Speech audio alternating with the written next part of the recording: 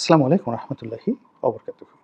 সম্মানিত দর্শক, বর্তমানে ডক্টর মোহাম্মদ ইউনূসের যে অন্তর্বর্তীকালীন সরকার, এই সরকারের যারা কর্তা ব্যক্তি, তাদের কারোর মধ্যেই মানবিকতাবোধ, রাজনীতিবিদদের যে সহজাত প্রো পিউপিল অ্যাক্টিভিটিস এবং অন্যান্য যে সকল মানবিক এবং মানবীয় যে আচরণ, যেগুলো সাধারণত রাজনীতিবিদরা করে থাকেন, আমরা সেটা তাদের মধ্যে দেখছি না।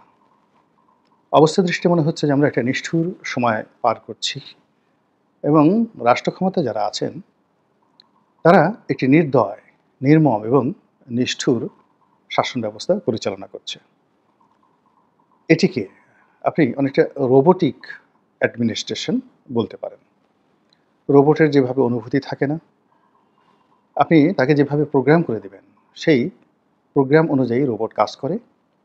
তার সামনে কোনো নারী যদি ধর্ষিতা হয়, রোবটের সামনে যদি কোনো বাড়ি পুড়ে ছারখার হয়ে যায়, কোনো দোকানপাট লুট হয়ে যায়, শিশুরা নিহত হয়ে যায়, মানুষ ক্ষুধার যন্ত্রণায় হাহাকার করতে থাকে, রোবটের মধ্যে কোনো প্রতিক্রিয়া দেখা যাবে না।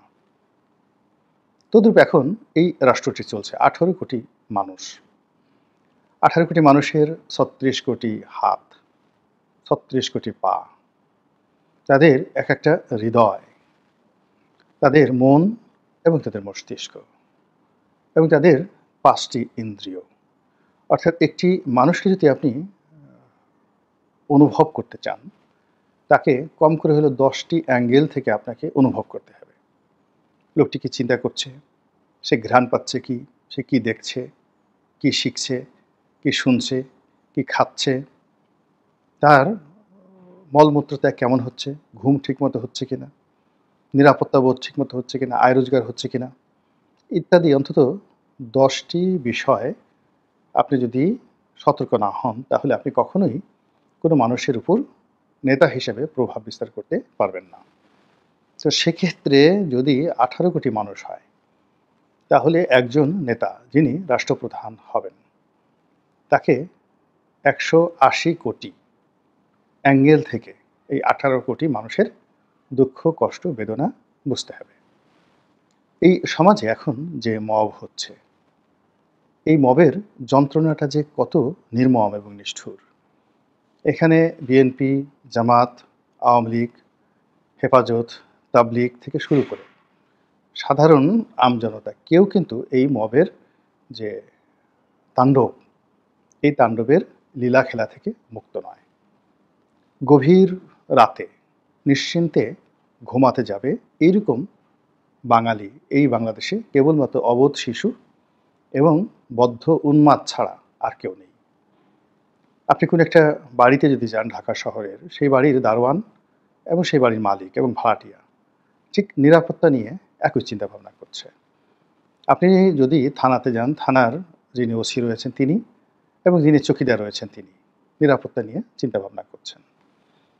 নিরাপত্তার সঙ্গে সঙ্গে আয় রোজগার নিয়ে সমস্যা হচ্ছে। একটার পর একটা শিল্প কলকারখানা বন্ধ হয়ে যাচ্ছে এবং সেই শিল্প কলকারখানার পাশাপাশি দোকানপাট বন্ধ হয়ে যাচ্ছে। অর্থাৎ ধরুন একটা বড় শিল্প প্রতিষ্ঠান বেক্সিমকোর কথাই ধরি। তো বেক্সিমকোর যদি 50,000 শ্রমিক এবং কর্মচারী কোনো একটি শিল্প প্রতিষ্ঠানে তাদের ইউনিটে কাজ করে, তো সেখানে সেই শ্রমিক কর্মচারীদের নিত্য এবং নৈমিত্তিক বিষয়াদি সামাল দেওয়ার জন্য সেখানকার ক্ষুদ্র বাড়িওয়ালা, ছোট ছোট দোকানদার, সেখানকার টেম্পু চালক, তারপরে সেখানকার সেলুন, অন্তত 100টি পেশা এবং পরিবেশ জড়িত। তো এই 50,000 লোকের সঙ্গে আরও 50,000 লোক জড়িত বাইরের। তো কাজে এরকম একটা শিল্প প্রতিষ্ঠান বন্ধ হওয়ার সঙ্গে সঙ্গে সেখানের অনেক ছোটোখাটো দোকানপাট, জীবিকা হুমকির মুখে পড়েছে, বন্ধ হয়ে গেছে। এই বিষয়টিকে অনুভব করার জন্য, অনুধাবন করার জন্য, সমাধান করার জন্য যে আন্তরিকতা দরকার, সেটি বর্তমান যারা সরকার পরিচালনা করছে তাদের মধ্যে নেই। তারা হঠাৎ করে কেউ রেবান চশমা পরছেন, কেউ ডানহিলের চশমা পরছেন এবং খুব স্টাইলিশড হয়ে চোখে মুখে এক ধরনের কর্তৃত্ববাদ নিয়ে আজ এটা বন্ধ করো, কাল ওটা বন্ধ করো, এসব কথা বলে পুরো শিল্প অঙ্গনকে শেষ করে দিচ্ছে। আমেরিকার যে ট্যাক্স ইম্পোজ হলো এবং এর ফলে আমাদের যারা গার্মেন্টস ব্যবসা আমরা যারা করি, আমি এই ব্যবসার সঙ্গে জড়িত, আমরা টের পাচ্ছি যে আমাদের হৃৎপিণ্ড এখন কেমন করছে। আমরা টের পাচ্ছি আমাদের কিডনির অবস্থা কী, ব্যাংকের থ্রেট, বায়ারদের দুরবস্থা, শ্রমিক কর্মচারীদের বেতন, সব মিলিয়ে অর্থাৎ আমেরিকাতে আমরা যে এক্সপোর্ট করি বছরে প্রায় $10 বিলিয়ন মতো।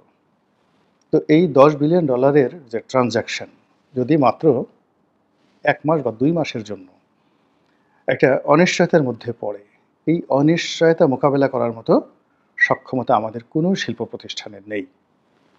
রাষ্ট্র এই সময়টিতে মানবিক দৃষ্টিকোণ থেকে এগিয়ে আসবে, অর্থ নিয়ে, ব্যাংকিং ব্যবস্থা নিয়ে, সাপোর্ট নিয়ে, সব দিক থেকে। এর কোনোটাই এই সরকারের কোনো লোকের পক্ষে করা সম্ভব নয়। ফলে তাদের মধ্যে আমরা একটা নির্দয়তা দেখতে পাচ্ছি, নির্মমতা দেখতে পাচ্ছি। আমেরিকার এই যে ট্যাক্স ইম্পোজ, এটার ফলে বিশ্ব তছনছ হয়ে যেতে পারে। ঠিক একই ঘটনা ঘটেছিল 1930 সনে। আমেরিকাতে প্রথম মহাযুদ্ধের পর আমেরিকা অঢেল ধনসম্পত্তির মালিক হয়ে পড়ে এবং আমি রোনাল্ড রিগানের একটি বক্তব্য শুনছিলাম যে এই সময়টাতে তিনি ক্যালিফোর্নিয়াতে এসেছিলেন ইন 1930। তো ওই সময়টাতে যে বিশ্ব মন্দা শুরু হয়েছিল এবং বিশ্ব মন্দা এবং মন্দা আমেরিকাতে, এবং এটিকে বলা হয় গ্রেট ডিপ্রেশন। অলমোস্ট 7 থেকে 8 বছর 1938 সন পর্যন্ত এই মানে গ্রেট ডিপ্রেশন আমেরিকাকে শেষ করে দেয়। তো আমেরিকা এই যে গ্রেট ডিপ্রেশনে পড়েছিল, মূল কারণটা হলো আমেরিকার যারা লোকজন তারা অলস হয়ে গিয়েছিল অর্থ পেয়ে। প্রথম মহাযুদ্ধে অঢেল অর্থ সম্পত্তি পেয়ে তারা অলস হয়ে গিয়েছিল। আর রাষ্ট্র এই যে অর্থ উপার্জন করেছে প্রথম মহাযুদ্ধে এবং সেই অর্থ জনগণের কাছে চলে গেছে, সেই অর্থ জনগণের কাছ থেকে কালেক্ট করার জন্য তারা উচ্চ মাত্রায় ট্যাক্স আরোপ করেছিল। দ্বিতীয়ত, ওই সময়টিতে বিশ্ব বাণিজ্যে এখন যেভাবে ডোনাল্ড ট্রাম্প যে কাজগুলো করেছে, ঠিক সেম কাজই তারা করেছিল, যে ট্রেড এমবার্গো তারা তৈরি করে এসেছিল 1930 সনে। এর ফলে একটা গ্রেট ডিপ্রেশন শুরু হয় এবং সেই গ্রেট ডিপ্রেশনের কবলে পড়ে সেই 1939 সনে আবার আর একটা বিশ্বযুদ্ধ শুরু হয়ে যায়। এবং ইউরোপে এই যে বিশ্বযুদ্ধটা শুরু হলো, তার মূল যে কারণ ছিল জার্মানিতে এই ইজমের যে ধনতন্ত্র, অর্থাৎ ইহুদিরা যে টাকা লগ্নি করত, সেটার কারণে পুরো জার্মান সমাজে সুদখোর ইহুদিদের বিরুদ্ধে প্রবল একটা বিদ্রোহ তৈরি হয়েছিল, ধুমায়িত হয়েছিল। সুদ এত খারাপ একটা বিষয়। ফলে কি হলো দেখুন, আমেরিকা 1937 সনে মহামন্দা থেকে রক্ষা পায় বটে, কিন্তু 1939 সনে পৃথিবী আরেকটা বিশ্বযুদ্ধের মধ্যে জড়িয়ে পড়ে। তো এখন এই যে ডোনাল্ড ট্রাম্প যে কাজটি করছেন, এই কাজ সম্পর্কে আমেরিকার ইতিহাসে সর্বকালের সেরা প্রেসিডেন্টদের মধ্যে অন্যতম রোনাল্ড রিগান বলেছেন যে আমি ভুলেও এই কাজ করব না। আমি বৈশ্বিক সমতার ভিত্তিতে একটি ট্যাক্সেশন সিস্টেম চালু করতে চাচ্ছি। রাতারাতি ট্যাক্স কালেকশন করা বা দেশীয় শিল্প প্রতিষ্ঠানকে প্রোটেকশন দেওয়ার জন্য বিদেশি আমদানিকে বন্ধ করে দেওয়া, এটি একটা দেশের জন্য খুব দ্রুত 1 বছর 1.5 বছর বাহবা পাওয়া যায়, এরপরেই শুরু হয়ে যায় ডিপ্রেশন। এখন ডোনাল্ড ট্রাম্প যে কাজটা করছেন রোনাল্ড রিগানের ভাষা, এর ফলে আমেরিকার কিছু শিল্প প্রতিষ্ঠান যারা খুব ধনী হয়ে যাবে এবং তারা কাজকর্ম বাদ দেবে এবং তাদের ইনোভেশন বন্ধ হয়ে যাবে। আর সাধারণ যে মানুষ, তাদের বাইং ক্যাপাসিটি কমে যাবে, তারা দরিদ্র হয়ে যাবে, তাদের মন ছোট হয়ে যাবে এবং তারা দ্বন্দ্ব ফ্যাসাদে জড়িয়ে পড়বে। এখন যে টেলিভিশনটি তারা মাত্র $90 কিনতে পাচ্ছে চায়নার মাধ্যমে, এখন সেটি তাকে কিনতে হবে $300। ফলে আগামী 1 বছরের মধ্যে সব কিছু তছনছ হয়ে যাবে এবং তা আমাদের এই বাংলাদেশকেও মারাত্মকভাবে এফেক্ট করবে। বাংলাদেশের কিছু ইউটিউবার, বাংলাদেশের কিছু অর্থনীতিবিদ যারা বলার চেষ্টা করছে যে আমেরিকার এই ট্যাক্স ইম্পোজের কারণে আমরা লাভবান হব। এই কারণে লাভবান হব যে আমাদের প্রতিদ্বন্দ্বী ভিয়েতনাম, তাদের উপর আমাদের চেয়ে বেশি ট্যাক্স দেওয়া হয়েছে, কম্বোডিয়ার প্রতি বেশি ট্যাক্স দেওয়া হয়েছে, ফলে ওখানকার বায়াররা আমাদের এখানে চলে আসবে। কিন্তু এইবারের ঈদে যা কিছু হয়েছে, বাজারে পণ্য সামগ্রী ছিল, কিন্তু বেচাকেনা হয়নি, কারণ মানুষের ক্রয় ক্ষমতা ছিল না। এখন ভিয়েতনাম হোক, বাংলাদেশ হোক, যেখানেই হোক না কেন, যখন পণ্যমূল্য বেড়ে যাবে, সঙ্গে সঙ্গে যে পরিবার 10টি টি-শার্ট ব্যবহার করতো, এবং আমেরিকার বেশিরভাগ পরিবার করে কি, খুব কম দামে ধরুন 3 ডজন জাইঙ্গা সে কিনলো, একটা জাইঙ্গা সে পড়লো, এরপর সেটা ফেলে দিল ডাস্টবিনে। তো এই জিনিসগুলো ক্রয় ক্ষমতার যে তাদের যে স্কেল বা তাদের ব্যবহার করার যে প্রবৃত্তি, এটি নষ্ট হয়ে যাবে, এবং তারা কেমন আচরণ করবে আগামী 1 বছর পরে আমরা এখন পর্যন্ত জানি না। আর এই 1 বছর পর্যন্ত আমরা যে টিকে থাকবো, সাস্টেইন করব, এরকম ব্যাকবোন আমাদের কোনো ব্যবসায়ী নেই। None of the industrialist in Bangladesh. একটা প্রতিষ্ঠান বলতে পারবে না যে আমি এই যে আমেরিকার যে ট্যাক্স বাড়ানো, এটার প্রতিকূলে গিয়ে আমি বিকল্প বাজার, বিকল্প অর্থনীতি অথবা এর সাথে অ্যাডজাস্ট করে আমার শিল্প প্রতিষ্ঠানকে আমি 1 বছর চালাতে পারবো। মূল ব্যাপার হলো গার্মেন্টস ব্যবসাটা অন্য যেকোনো ব্যবসার থেকে আলাদা। এখানে সাকুল্যে প্রফিট মার্জিন থাকে 10% টু 15%। আর সমস্ত খরচ বাদ দিয়ে, লেবার চার্জ থেকে শুরু করে সব কিছু বাদ দিয়ে 1 or 2% যদি লাভ থাকে। তো এখন বছরে 11 মাস যদি 1 to 2% আপনি নেট প্রফিট করেন, আর গ্রস প্রফিট করেন 12%, কিন্তু দেখা গেল একটা শিপমেন্ট ইয়ার হয়ে গেল, একটা শ্রমিক আনরেস্ট হইলো বা অন্য একটা দুর্ঘটনা ঘটলো, আপনার পুরো 2 বছরের যা ইনকাম সব সঙ্গে সঙ্গে ডিস্ট্রয় হয়ে যায়। ফলে 80 সন থেকে এখন পর্যন্ত গার্মেন্টস ব্যবসা করে বাংলাদেশে সাস্টেইন করে ভালো মতো কবরে যেতে পেরেছে সুস্থ অবস্থায়, এরকম একটা পরিবার নেই।